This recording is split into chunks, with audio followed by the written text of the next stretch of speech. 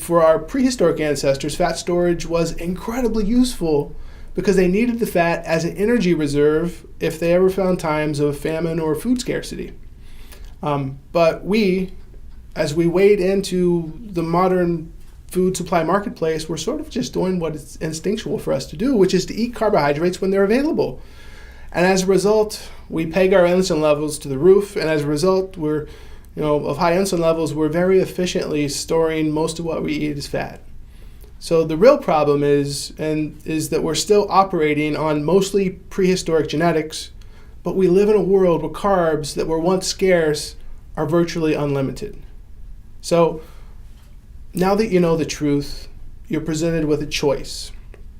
You can accept that carbs are easily available, cheap, and you can continue to eat them all the time. Whether they're refined, whether they're whole, whether they're complex, you can have them as your most popular food group. And you can live the rest of your life as either husky or voluptuous. There's no way around it. Increased insulin levels mean food energy is converted to fat. That's our genetics. If you try and counter it with calorie restriction, you're simply going to lower your metabolism and you're still going to be converting food to fat. So here's your other choice. And this is the conclusion I came to. And this gives me the steady, slight edge where my body weight's never quite static, but it's steadily and consistently going down more than it's going up. So here goes.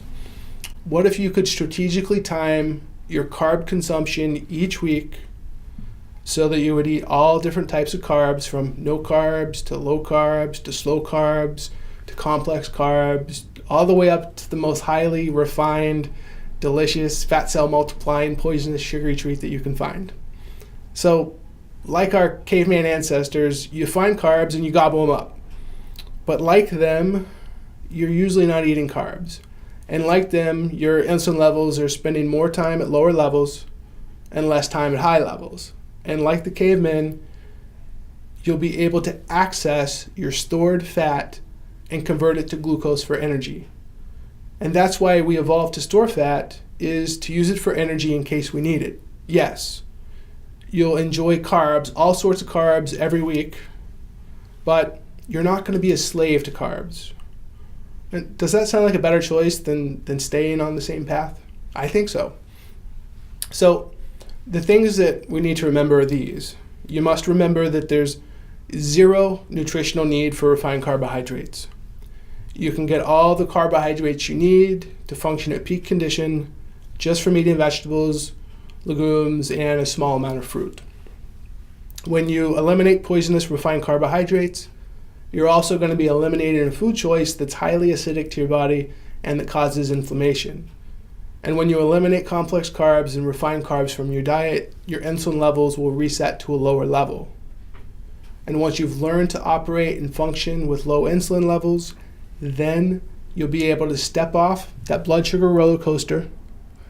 And once you've mastered the art of getting your blood insulin levels down, and we're gonna have you doing this in no time, then you're no longer gonna have the gnawing hunger every 4 hours, because you're going to be functioning the way the human body was evolved to function.